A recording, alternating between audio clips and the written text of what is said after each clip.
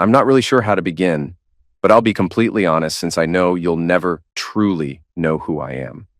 I need to confess something that's haunted me for a long time, my deepest regret, one that destroyed me. The only reason I'm sharing this now is because I hope it might offer me some form of relief, a cleansing of sorts. I know people will judge me as soon as they hear that I cheated on my husband, but the truth is, things aren't always as simple as they seem. It's not always black and white. The situation is much more complicated than just emotions or actions. We all like to present ourselves as saints, but deep down, every one of us has done things we regret. Things that may have already come to light or remain hidden, depending on how lucky we've been or how serious those actions were. What I'm trying to say is that we all have a dark side. And now, here it is. I'm a 32-year-old woman, and I've been married to the love of my life, Mark, for about a year now. He's 35. Mark and I have known each other for a long time, but we only started dating 3 years before we tied the knot. We met at a mutual friends party when I was finishing up my last year of college. From the start, we hit it off, and we kept in touch. Even though Mark seemed really into me from the very first moment we met, I didn't pay much attention to it because, frankly, I was used to getting attention from guys. I know that sounds terrible, but it's the truth. Now I'll get to the part that might sound even worse. But keep in mind, I want to be completely open. See, I've always been academically strong and had a charming personality. At least that's what people used to say. So in my family, I was often called the beauty with brains. Growing up, I was this overconfident, extroverted kid who always had something to say, even to adults. I liked to entertain them with my opinions, and most of the time they enjoyed it. But here's where things shift. I have a younger sister, Amy, who's 29. In contrast to me, Amy was always calm, dreamy, and frankly, a bit boring. She wasn't doing as well in school, and she played a flute-like instrument. I remember having to endure her practice sessions on Tuesday evenings and the occasional weekends during high school. But before you picture me as a high school bully picking on my younger sister, that's not how it was. I did sports, but I wasn't competitive about it. I'm just telling it like it was. The reality is my family and older relatives naturally focused most of their attention and praise on me while I was growing up. I was the star of the show. I admit, I enjoyed it. Maybe that's why Amy and I never had the typical sisterly bond. We just never clicked. I don't know whose fault it was, but it doesn't really matter. That's just how things turned out. As we grew older, I started noticing that the spotlight I once had was starting to shift a little. Amy started showing up more in family activities. She'd go to our nephew's baseball games, take our youngest niece to swimming practice, and even help our grandparents with groceries or with the garden. I didn't mind.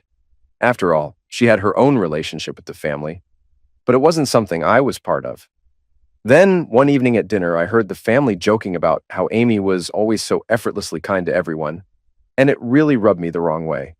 Over time, I saw it more and more. Nobody was complimenting me on my achievements anymore, nor did anyone comment on how pretty I looked like they used to. That may sound strange, but you have to understand that I loved that attention. It was important to me. No one even used the nickname our grandpa gave me, something like Pretty Brainiac. That's when the resentment started. I became jealous as I saw my relatives gradually gravitate toward Amy. I did everything I could to outshine her. I made sure that every decision I made, every step I took helped me shine brighter than she did. I pursued a law degree and became a paralegal, while Amy went into teaching at a kindergarten because she loved working with children. I moved out of the house to stay at a dorm for college, while she stayed with our parents. In terms of career choices, I was ahead, but she grew closer to our parents because she was the one living with them and taking care of them. That was the dynamic. I valued my independence, though, because it gave me freedom. It made me appear strong and self-sufficient, someone who could support herself financially while being respected in my career. During college, I attracted a lot of male attention. But when Mark showed interest in me for the first time, I didn't think much of it. I was on the brink of graduation, with the future wide open in front of me. We stayed in touch, but we were both seeing other people at that time. On my 28th birthday, my friends threw a party for me, and by chance, Mark was invited by some of our mutual friends. He teasingly asked if I was single, and I returned the question, asking if he was as well. It turned out we both were. That moment marked a turning point in our relationship. By then, we'd both experienced enough of life to know what we wanted, and I was ready for a serious, committed relationship. We decided to give it a shot, and soon after, we started dating. Mark quickly became the man I truly fell in love with. Charming, handsome, caring, everything I'd ever wanted. When we began our relationship, Mark had recently quit his job and was working hard to build his own business. I could see how passionate and determined he was about his plans. It was written all over his face when he talked about them. That determination drew me in even more. Though his work kept him busy, he made up for it with the over-the-top romantic gestures. I think that's one reason why our relationship worked so well. He gave me the space I needed, which is something most men don't do. After dating for 3 years, we got married in a dreamy countryside ceremony. It was a perfect, sunny day, and I'll never forget the moment I saw Mark in his wedding suit. I fell in love with him all over again. Our families and friends were there, celebrating with us. I vividly remember Amy sitting there, happily cheering for me during the dinner. There was one moment that stuck with me, one that seemed trivial to others, but for me, it meant a lot. Someone jokingly asked her about her love life, asking if she had a secret boyfriend. With a sad expression, she said she hadn't found anyone special. As far as I know, Amy had never had a boyfriend or anyone romantically involved with her. I watched her say this, and when she sighed in relief, she glanced at me. I didn't feel sorry for her. Instead, I felt a sense of relief and even happiness that in matters of love, I was luckier than she was. After we got married, I left my full-time job and took up a part-time paralegal position at a law firm. Even though it was part-time, the pay was decent due to my experience and education. I also kept studying on that side to eventually become a lawyer and planned to take the bar exam. I made enough money to travel and enjoy my freedom, while Mark threw himself into his business, working hard to stabilize it. He wanted to have a baby, which is why he was so focused on growing his business. Although I never wanted children, I didn't confront Mark about it because I knew it would lead to a serious argument. He had certain non-negotiables in his life, and becoming a father was one of them. I also knew it would take years for Mark to establish himself in his field, and I had time to think about it. In the back of my mind, I had already decided I'd bring it up once he was financially stable.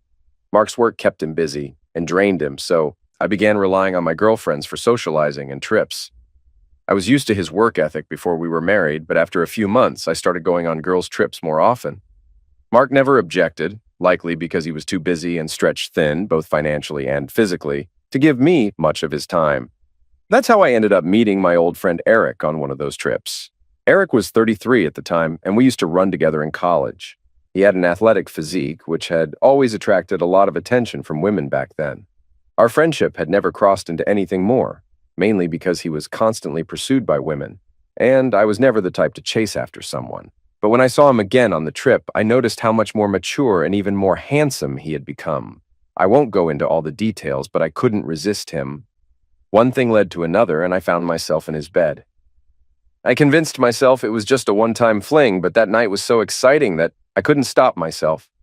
We ended up spending most of the trip together, and I even ditched my girlfriends to be with him. I thought it would just be a passing thing, something that would fade once the excitement wore off.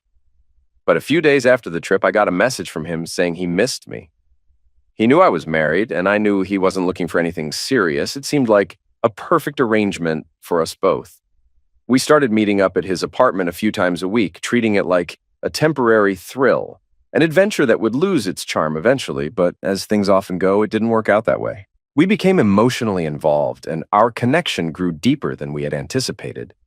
I went on a trip with a friend, but in reality, I was with Eric. After that, I started seeing him even more often, almost living a double life, spending time with Mark at home, but also with Eric. Mark was often consumed with his work, leaving early in the morning and coming home late. I had plenty of free time during the day, and after my part-time job, Eric, who worked as a personal trainer, also had a flexible schedule. We became so immersed in each other that we completely forgot about everything else. Our relationship was passionate, blissful, and completely consuming. We couldn't keep our hands off each other. Everything seemed to be going smoothly for about 6 months until Amy found out. It happened on our first anniversary. I came home from work to find that Mark had planned a surprise for me. He'd taken the day off, decorated the house with my favorite flowers, baked a cake I loved, and bought me some expensive gifts I'd been eyeing for months. I felt incredibly special and loved. We spent a few hours enjoying each other's company, but then Mark got a call from one of his investors. There was an urgent matter that required his attention, so he had to leave for work. He promised he'd be back in a few hours, but I couldn't help feeling upset. He had left me alone on our anniversary. I sat there staring at the cake, the gifts, and the mess of flowers. What was I supposed to do with all this? This was supposed to be our day. Instead, I was alone. I don't know what came over me, but I did it. I grabbed my phone and dialed Eric's number. "Hey, you busy?" I asked, my voice a little too shaky. "What's up?"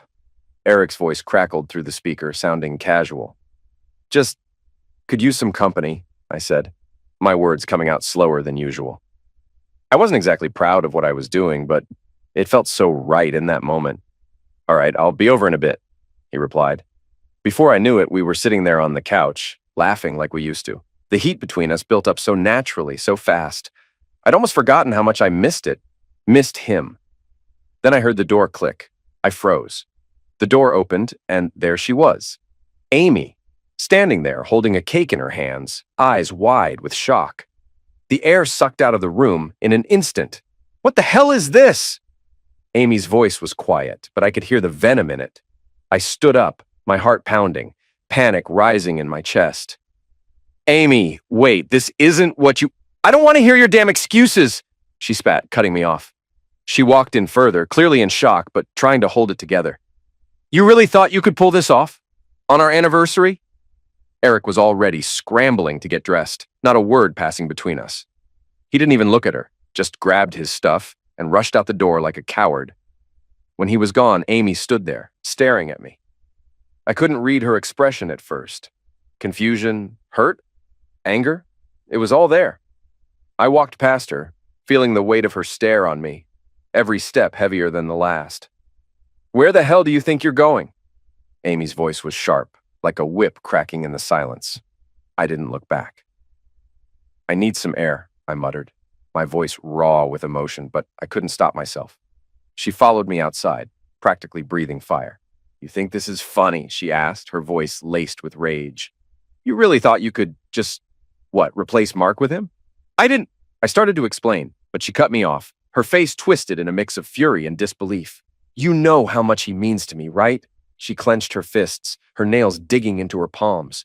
"How could you do this to him? How could you do this to us?" I turned to face her then, the guilt hitting me like a ton of bricks. "Don't talk to me about us, Amy," I shot back, stepping closer. "What about me, huh? What about my feelings? You don't get to just walk in and make everything about you." Her face darkened. "I don't get to make it about me? You think I care about your feelings right now? What you just did? You knew damn well how much this would destroy Mark." "I didn't mean for it to go down like this," I whispered, my voice cracking with guilt. "Well, it did," she snapped. "And now I have to pick up the pieces. You've got no idea what you've done." The words hung in the air between us like a wall. Neither of us said anything for a few long, tense moments. I could feel the weight of it all, the anger, the disappointment, the betrayal. What I did next is exactly why I'm here. I had no choice but to come clean, but only anonymously. I knew I needed to manipulate the situation. I played the sufferer. I sobbed on Amy's shoulder, acting like the lonely wife, telling her how abandoned I felt even though I was married to Mark, how he was always too busy for me. I played the card of "I'm so lonely," how horrible it was when Mark left me alone on our anniversary. I made myself out to be the poor, sad woman. And then I told her about Eric. I told her how I hired him, how I just needed someone to lift my spirits, and that it was a one-time thing, no emotions involved, just paid service. As soon as I said that, I saw the pity in her eyes. It was exactly what I wanted. She bought every damn word I said, like a fool. She hugged me like I was some fragile, broken thing. "Mark feels guilty for leaving you alone again," she said. "That's why he asked me to be here." I nodded like I was just an innocent bystander playing the helpless wife. But I knew I had to keep up the act. She wasn't stupid, but I knew her well. She wouldn't question me if I could just keep her feeling sorry for me. Then she went to Mark's office to pick up the spare key to our house, just to surprise me. She told me how she understood loneliness because she was always alone, too. No boyfriend. But then, of course, she had to lecture me on morals and family values. I just let her go on, pretending to feel guilty.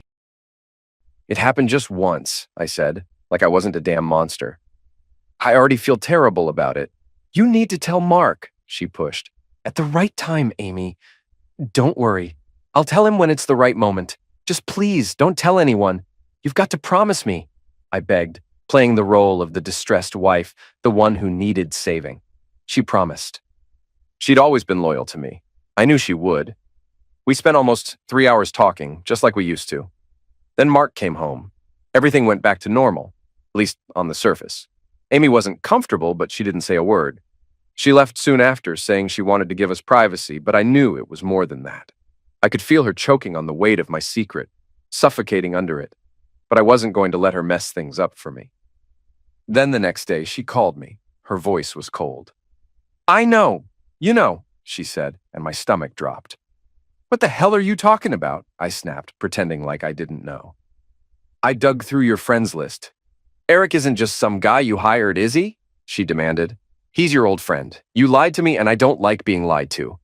I could feel the rage building inside me. How dare she? How dare she dig into my life like that? You had to go snooping around, huh? Couldn't just mind your own business? You need to be honest with me, she snapped back, or I'll make sure Mark knows everything. I gritted my teeth, barely holding back. You really want to play this game with me, Amy? I growled. You think you can threaten me? You don't even know what you're getting yourself into. Stay the hell out of my life or I'll ruin you. She stayed calm, too calm, and that pissed me off even more. Tell him the truth, or I will. Oh, you want to threaten me now? I sneered.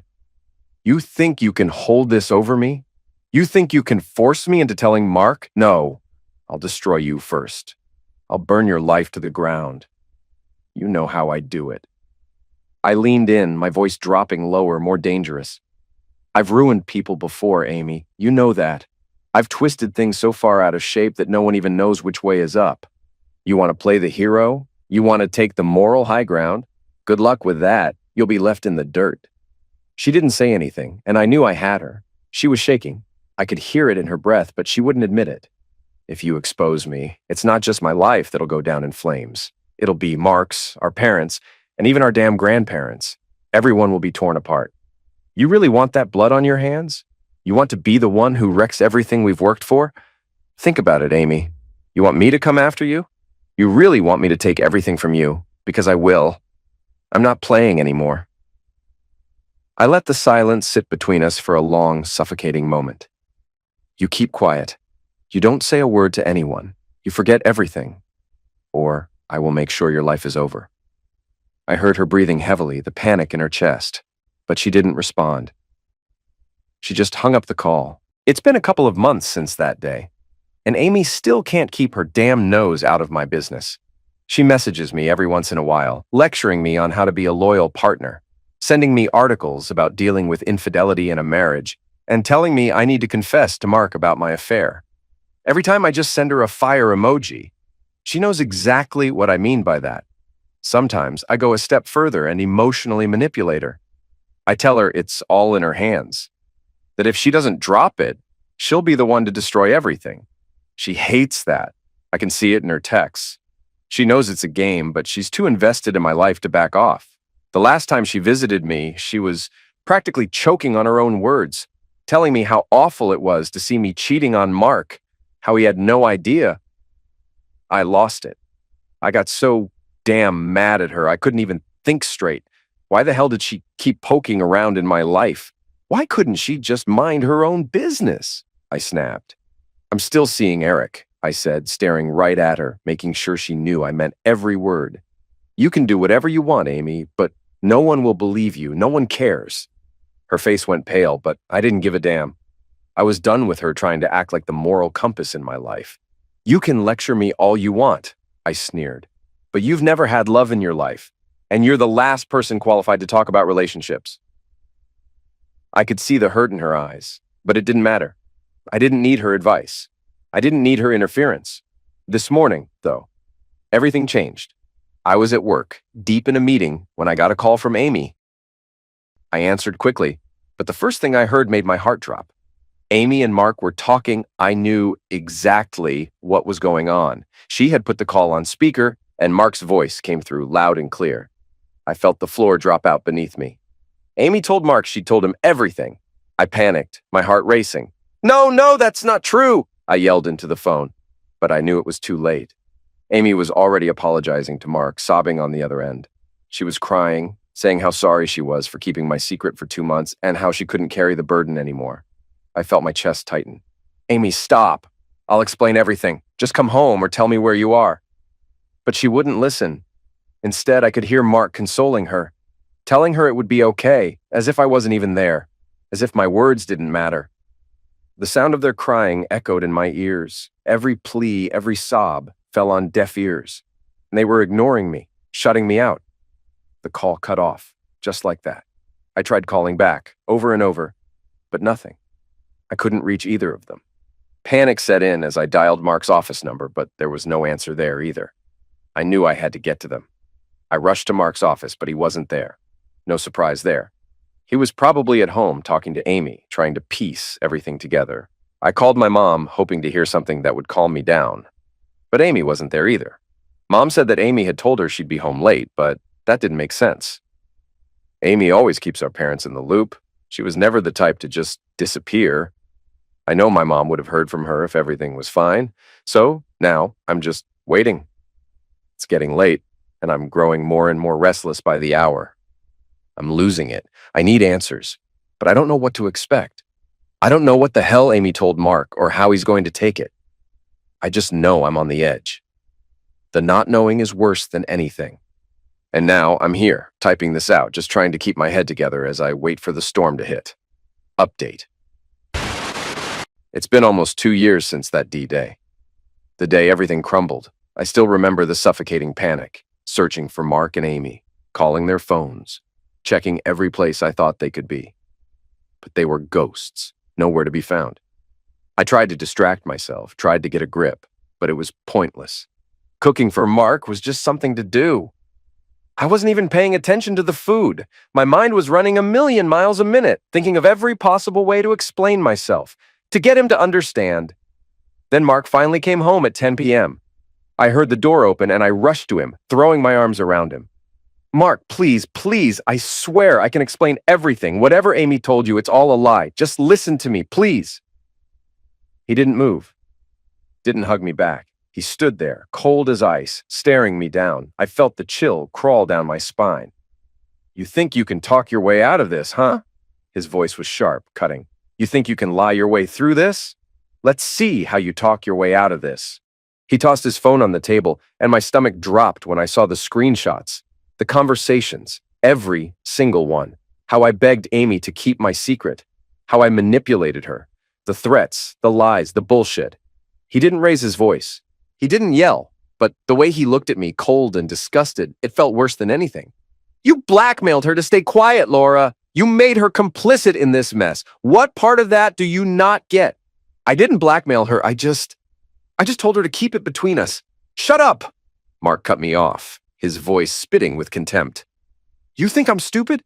You think I don't know what you're doing? Manipulating everyone, lying, threatening. You're a piece of work. I swallowed hard, my throat tightening. There was no escaping it now. The truth was out. Don't try to spin this, he spat. It's not just physical, is it? It wasn't a mistake. You were screwing him every damn day. You loved him, didn't you? I couldn't speak. I couldn't breathe. Mark wasn't just angry. He was shattered. Tell me I'm wrong, he pressed, stepping closer, looking down at me like I was nothing. Tell me you didn't fall in love with him.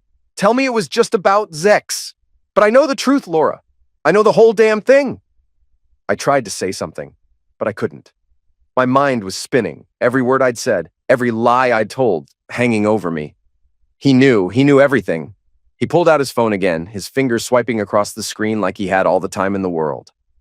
Here's the cherry on top, sweetheart, he said, his tone mocking, cruel. All those sweet little texts you sent him. You told him you loved him, didn't you? You told him you wanted him. You didn't just screw him, Laura. You gave him your heart.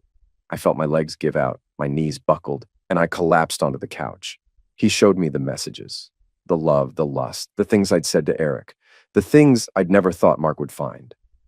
Mark, I was lonely. You were never here. It was just physical. There were no feelings involved, I stammered, but I knew it was useless. He sneered, shaking his head. Do you hear yourself? Are you really trying to sell me that crap? You didn't just screw him, Laura. You gave him everything. You told him you loved him, just like you're telling me now. But you don't get it, do you? You don't love me anymore. You just wanted the idea of love. I choked on my words. He was right. I had lied to myself, too. You're pathetic, Mark said, his voice colder than I'd ever heard. You couldn't even keep it together for 1 damn year. And now you want me to buy this sorry excuse for an apology. I'm sorry, Mark, I said, my voice breaking. I'll do anything to make this right. I swear I love you. I need you. We can fix this. We can be a family again. Just don't leave me. Mark let out a humorless laugh. You think, after all this, I'm just supposed to forget? You think I'm that dumb? I'll change, Mark, I promise. Just don't leave me, I pleaded, stepping toward him. But he stepped back, his eyes hard and unforgiving. I've made my decision, Laura, he said, his voice ice cold. I'm filing for divorce. No, I gasped, reaching for him. Mark, please don't. We can fix this. We can have a fresh start, a baby, a life, everything we dreamed of. Mark glared at me like I was nothing but a broken record. Don't give me that. I'm done listening to your lies. You ruined everything. Don't think I'm going to forgive you just because you want to play happy family again. I grabbed his arm. Mark, please don't go. We can fix this. I love you. Don't leave me. We'll have kids. We'll make it work. I swear it'll be better. Don't go, Mark. Don't. Mark yanked his arm free. You don't get it, do you? I'm not stupid. You had your shot and you blew it. I'm done with you. I stood there, my chest tight, my heart in pieces. No, please. Please don't leave me like this. He walked toward the bedroom, shoving his stuff into a bag. I stood there, begging, crying, watching him pack. I couldn't believe it. I couldn't believe this was happening. Mark, please, we can make this work. I'll do anything. Anything, I whispered, but he didn't even look at me. He just kept packing. When he was done, he turned around, looked me in the eyes, and said, You stay here. I'm leaving. You're on your own now. I couldn't breathe. No, don't leave me. Don't go, Mark. Don't walk out. Please, please don't. But he didn't listen. He didn't care anymore. I'm done, he said, his voice flat. You ruined this. You're not worth fighting for anymore. I tried to hold him back, grasping his arms and legs, but he didn't stop. After Mark left that night, the door closed in a way I never expected. It was as if I had been shoved into an abyss of abandonment. The emptiness of the house was suffocating. I couldn't describe it any other way. That silence haunted me, and I realized my life was beyond repair. For the first time, I truly understood how beautiful my marriage had been, and how recklessly I had destroyed it by taking it for granted. I cursed myself for exchanging a stable, loving life for fleeting, shallow thrills. The following weeks were nothing short of a nightmare. I felt like a shell of myself, barely existing. I withdrew from everyone, stopped going out, and shut myself off from the world. Eric called me several times, but I blocked him without a word. Eventually, my parents found out about the divorce and the reason behind it. No, Mark didn't tell them. I did. I had no choice but to tell them. I needed their support. I knew I couldn't face this alone, and I also knew that no matter what, my parents would always have my back. When they learned about the affair, they were furious, especially since they loved Mark so much. He had always been well-liked in our family. Everyone adored him. They were ashamed of me, ashamed that their oldest daughter had done something so disgraceful. But over time, I managed to convince them, using my tears, that it had been a one-time mistake driven by loneliness. Eventually, they forgave me. My mom even stayed with me for a few weeks to help me get through it. She was frightened of how broken I looked, and she couldn't stand to see me suffer. Surprisingly, they didn't know that Amy had already found out, or that I had manipulated her into keeping the secret. I never told them that part. Meanwhile, Mark filed for divorce and generously gave me half of everything, his belongings and the house. It was more than I deserved. He rented a modest apartment and, as expected, threw himself into his business. I knew he was using his work as a way to cope with our separation, just like I was. It took time, but I began to piece myself back together. I went back to work full-time as a lawyer and kept myself busy. But even with that, I couldn't move on. Every day, I prayed for a chance to run into Mark, hoping he would take me back. I thought about him constantly, about what I had done to him, to us. I couldn't let go. It was agonizing, more stressful than my work. I kept hoping he still loved me, that he had forgiven me by now. I wanted to reach out to him, but I couldn't summon the courage to do so. Last week, I visited my parents' house, but they were out attending a wedding. Amy was there alone. I felt awkward and was ready to leave, but Amy insisted I stay for a while. I hadn't really spent time with her in 2 years, and this was our first real conversation since she found out about my affair. She asked if I wanted something to drink, but I didn't, hoping we could just talk casually and I could leave soon. But I knew I couldn't. After a little more insistence, she walked into the living room with 2 drinks, handing me one. Every kind gesture from her felt like a sting now. It didn't matter how small it was. I looked her in the eye and asked the question that had been eating at me. Why hadn't she told our parents about me blackmailing her? As I asked, I felt the tension rise in the room. To my surprise, she walked up to me and hugged me. She seemed just as emotionally heavy as I was. She apologized for revealing the truth to Mark, saying she loved me and would never hurt me. That's why she hadn't told our parents about the threats. The way she spoke made me realize she was taken aback. She thought I would already know that she wouldn't have betrayed me like that. She confessed that when she told Mark about the affair, he didn't believe her, so she had to show him the threatening messages and photos to make him understand. She kept repeating that she loved me and would never damage me. Her tears made me feel ashamed of how I had treated her. She had been protecting me, even while I was the one who had wronged her. In that moment, I saw my sister differently. Really saw her for the first time. I realized how horribly I had treated her, how easily I had dimmed her light while growing up. My legs gave way as I broke down, apologizing to her. I couldn't stop crying, and I repeated how sorry I was, feeling the weight of everything I had done wrong. She had no idea what had been running through my mind. She told me I didn't need to ask for her forgiveness, that I should be apologizing to Mark for how much I had hurt him. I knew she was right. I had broken him. I had ruined my marriage. In my mind, I still imagined a world where we could be together again. But to talk to him, what could I possibly say to make things right? Update. It's only been 4 months since my last update, when I was singing the praises of my dear sister Amy, but soon after that, I uncovered something that shattered me. It threw me right back into the same dark place I was during my divorce. Mark and Amy had been seeing each other. I'd always been suspicious of her motives when she shared those photos of me and Eric being intimate. If she were truly innocent and kind-hearted, she would never have taken those pictures in the first place. She had the choice to stop, to reconsider, but instead she decided to capture them for her own benefit. She was definitely pretending to be something she wasn't. Why do I believe this? Because when she walked in on us, she acted shocked, even though she had clearly already seen us through the window. She took the time to snap pictures of the moment, adding them to her collection. I had always known she could be manipulative. After our confrontation 4 months ago, I started spending more time with my parents, thinking everyone had moved past Mark and his place in our lives. I couldn't have been more wrong. The truth was, everyone had been in touch with him the whole time. No one had brought him up around me. Over time, I learned that Mark was doing exceptionally well with his business, and it was thriving. He'd even visited my parents often, but they never told me. He had always been warm and kind to them. I was such a fool to think this was a sign that maybe there was still hope for us, that Mark was considering reconciliation. I was too embarrassed and ashamed to ask my parents directly about when he might visit next. So I started visiting them more often, hoping to run into him by chance. So, after weeks of trying to track him down, I finally found him, having dinner with my parents. It was the perfect opportunity. My heart raced as I walked in, trying to keep my composure, but I could feel the weight of every word I'd ever said to him, every lie I'd told. Mark greeted me with a kind, almost empty smile. He was polite, cordial, but distant. "How's work? How've you been?" he asked, his voice calm, like he was talking to an acquaintance. I tried to keep the conversation going, but it felt so off.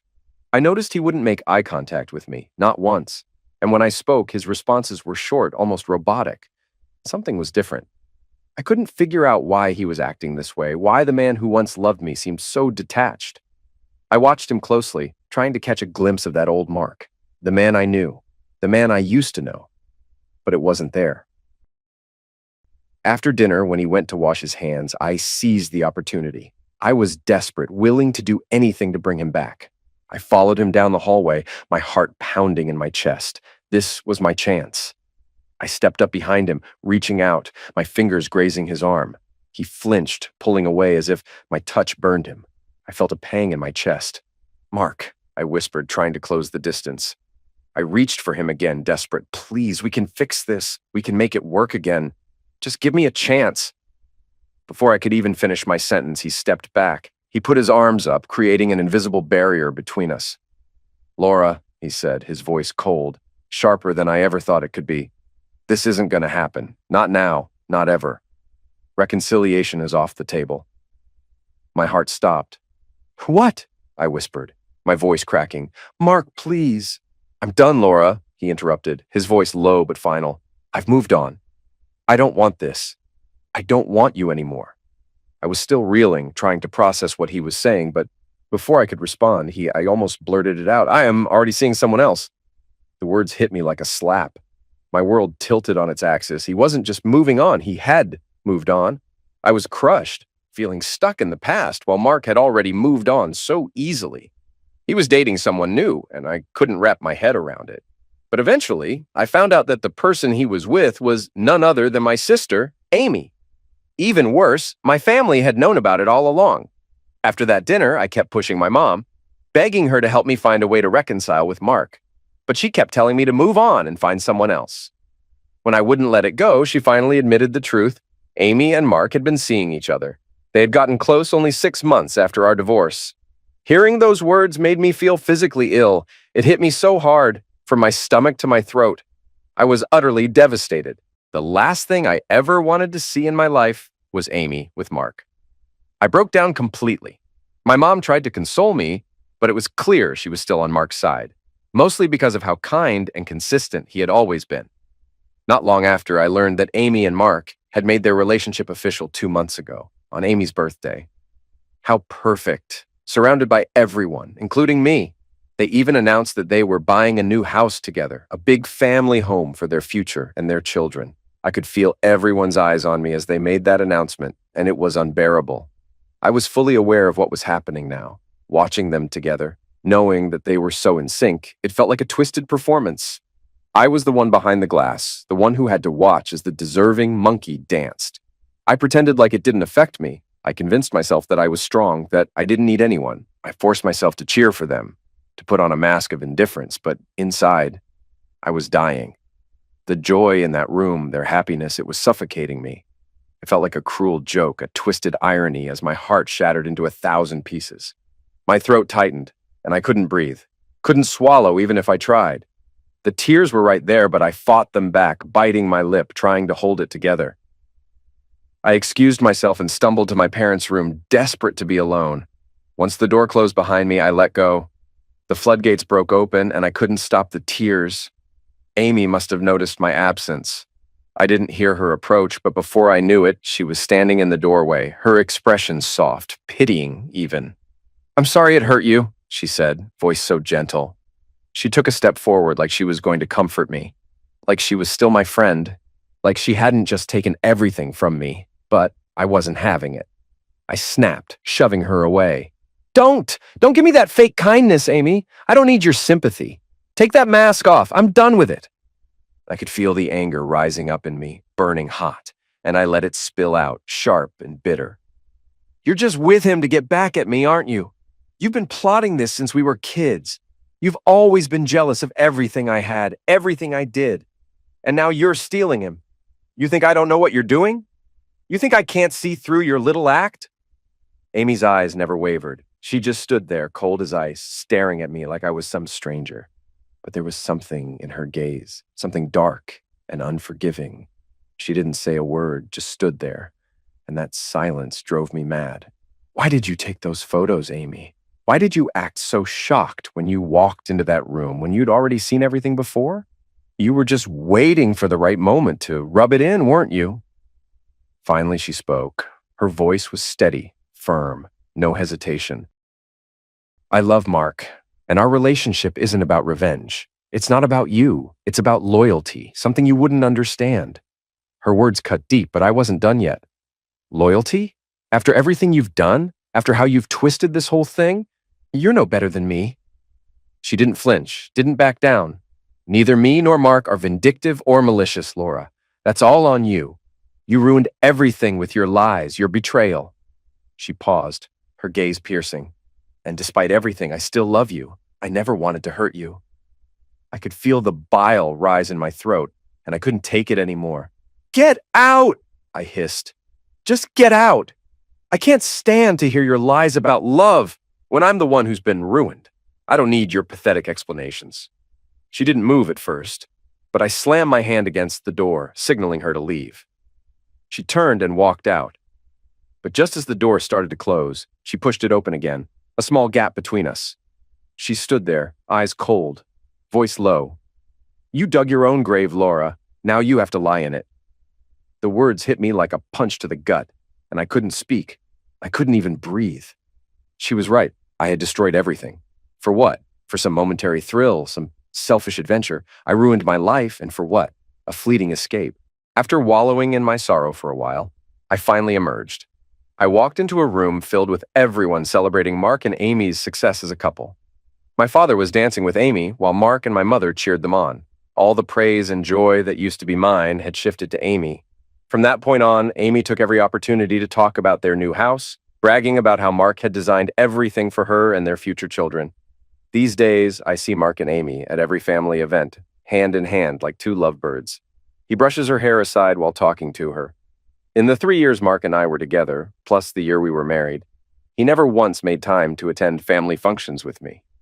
Yet now, they can't keep their hands off each other, and everyone in the family showers them with admiration for their newfound love and connection. Can you imagine that?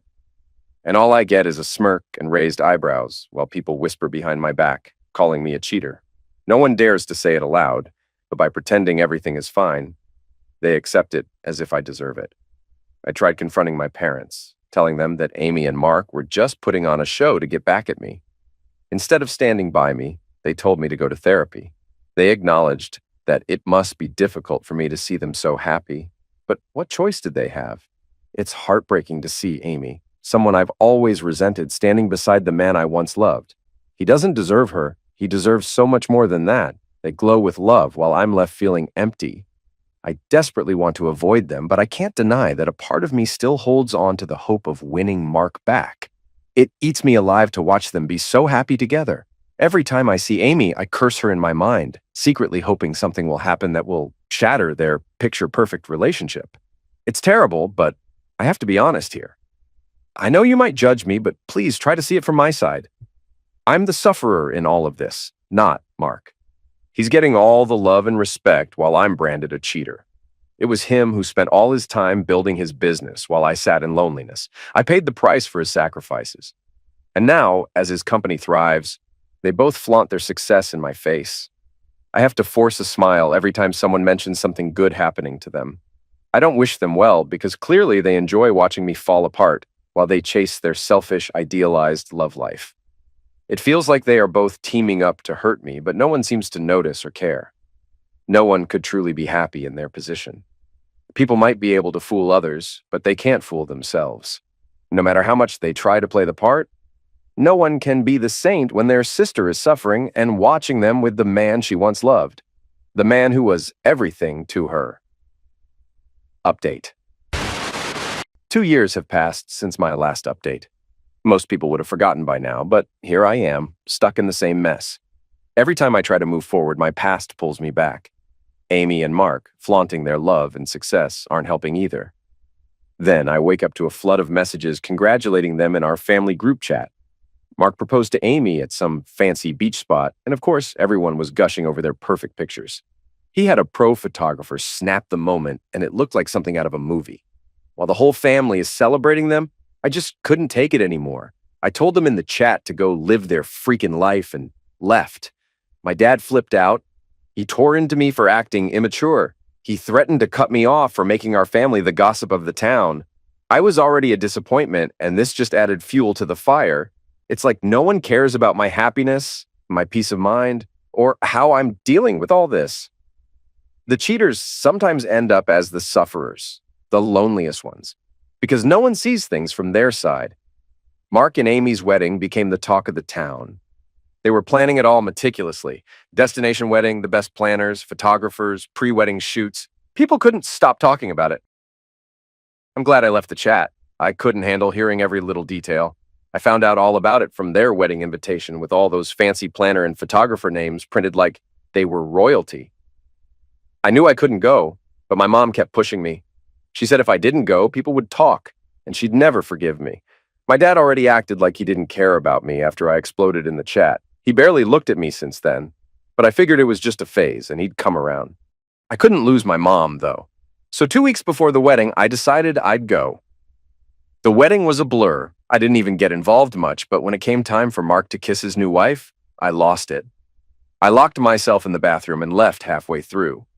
Afterward, I barely spoke to anyone except my mom. She'd call, come over, but we never talked about Amy or Mark.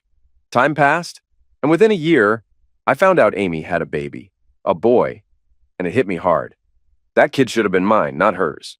I was supposed to have Mark's baby. Even though my mom tried to keep it from me, the news slipped through, and my depression came back worse than before. I know it's brutal to hear me say this, but just try to imagine it. Just for a second, feel what I feel. Their success stories kept getting thrown in my face.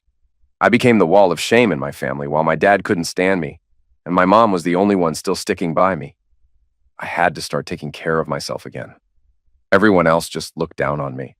I couldn't move on from Mark. Years after our divorce, my work was falling apart. My boss barely tolerated me, but gave me a final warning to shape up or I'd lose my job. I wasn't delivering, and my clients were paying for it. Soon after, I was demoted from lawyer to paralegal. Therapy wasn't helping either. My therapist said she couldn't do much more for me. "Who's the real sufferer here?" she asked. "The only way to peace is reconciliation." I told her there was no way I could beg them for forgiveness after what they did. She took everything from me, I thought, but my therapist gave me two choices: suffer forever or make peace with them. I thought about it for weeks, and eventually I found myself standing at Mark's door. I have no idea what I was thinking, but here I was. They welcomed me in, but it felt fake. How could they? Amy was sitting there holding the baby while Mark was getting a bottle ready. I couldn't look at the kid without seeing both of them in his face. Watching them together feeding their baby broke me. I sound like a mess just writing this. But I told them I needed to make peace with them to move on. My voice shook as I told Mark I needed him to forgive me for cheating, and Amy for everything else I did to her. I went on about how badly my life's been since. I opened up, apologized, and just broke down, crying over my mistakes. Amy passed the baby to Mark and rushed to hug me. Mark said they forgave me a long time ago and never wished bad on me. I asked him to come with me to therapy to talk about the cheating with my therapist so I could finally move on. That's when the mood changed. They both looked shocked. Amy stared at Mark, waiting for him to say something. I could see it. She had him wrapped around her finger. How could he help me? He said he forgave me, but that was it. He said his family now came first. Amy and the baby were his family. I used to be his life, now I'm nothing, I thought. I begged and telling him I needed help to get out of this depression and that he was the only one who could help. He looked at me, but his eyes were cold, distant. He didn't care. His stare was empty. He said he couldn't do anything more, just forgive me. I gave up my house, half my stuff without complaining. I lived in misery for 2 years rebuilding my life, he added. I cried and begged some more, but he looked irritated. He said he had to leave for work. He stood up and told me to go, saying, "It's nap time for the baby." I kept asking for help, but he dodged it. He kept saying we'd talk later, but he was in a rush for work and Amy was busy with the baby. I never thought I'd beg like this in front of anyone, especially Mark. But I was on my knees, pleading for him to help me get out of my depression, and it all just bounced off him. They must have gotten their revenge, and I bet they were celebrating it. I left their house feeling humiliated and tortured. My mind was all over the place as I drove home. I wanted something, anything, to crash into my car. My head was pure chaos. I spent the whole day crying, howling after getting home. I had to write this down. It was suffocating me inside. Some of you might call me a liar, a psycho, or a cheater who deserves all of this. Maybe I do. I may be all those things. But sometimes reality's uglier than fiction. I messed up. Yeah, I cheated, and I regret it deeply. But everyone makes mistakes. Some people get away with theirs, and some of us, like me, pay for it, maybe even for the rest of our lives. I regret what I did to Amy. I was wrong. I was cruel. But seeing her happy, her joy, it eats at me. I hate her more than I ever have. I may be more mature now, but I'm also more broken and way more jealous of her. I'm the black sheep of my family. The good things all went to my sister. I lost everything. I lost the love and respect of my family and Mark, the man I loved. I'll never have a child with him, the man who was once my world. Amy took everything from me, and I can't even scream about it. I'm the bad one, the cheater. Now I'm stuck, floating in an endless ocean, trapped in this glass bottle with no way out.